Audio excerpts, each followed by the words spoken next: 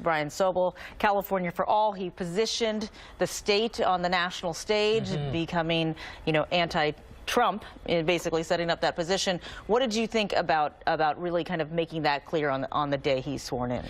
I think he is going to be a national figure. I think he views California as a nation state. He referred to it in a Facebook posting later about how big the state is in terms of the world. He's very ambitious. I think his talk today, his inaugural address, had some soaring platitudes and that sort of thing. At the end of the day, it's going to come down to how you pay for all this. Absolutely, and we're going to learn more about that when he releases his first budget later on this week. On Thursday. On Thursday. So, he talked a lot, as you talked about, big, broad visions for the state to address the housing crisis, income inequality. How expensive are these ideas going to be to pay for? Realistically? Billions. If you just take housing for a moment, the proposal to add 3.5 million houses in California, just the scale of that is so huge. If you look at health care, how you offer health care universal to everybody and who pays for it.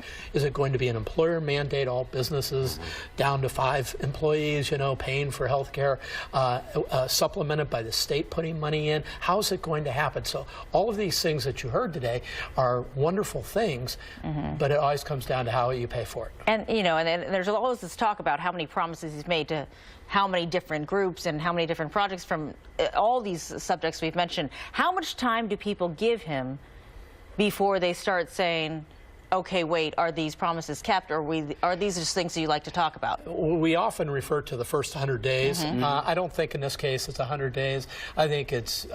they're complicated. They're complicated. I think Californians know they're complicated, but it's months. They're going to want to see some things beyond signing executive orders, like today at late hour. On the health care on the health care and the Surgeon General for California, things like that. Those are all fine. But at the end of the day, some of these broader topics have to be addressed and paid for.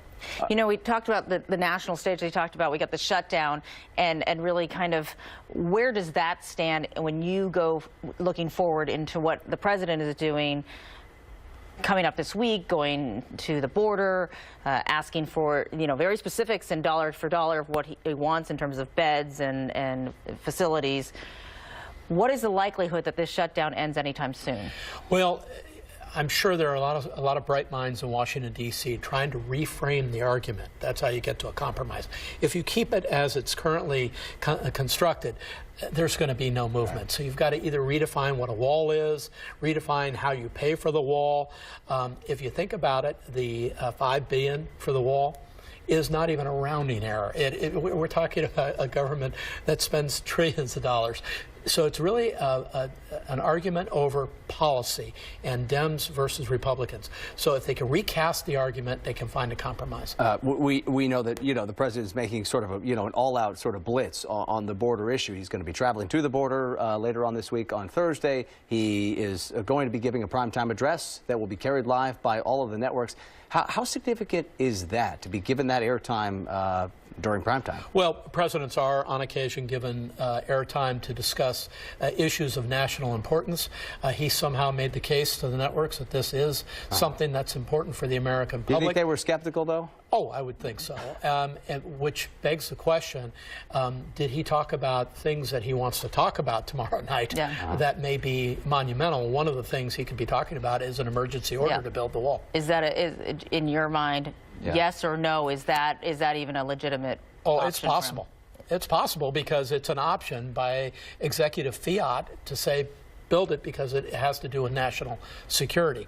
The blowback by the Dems and a lot of people in his own party, frankly, utilizing that executive power would be a lot. So there's a lot to look at that address tomorrow night. All right. Brian Sobel, thanks so much. We'll keep watching. Stay tuned. Stay tuned.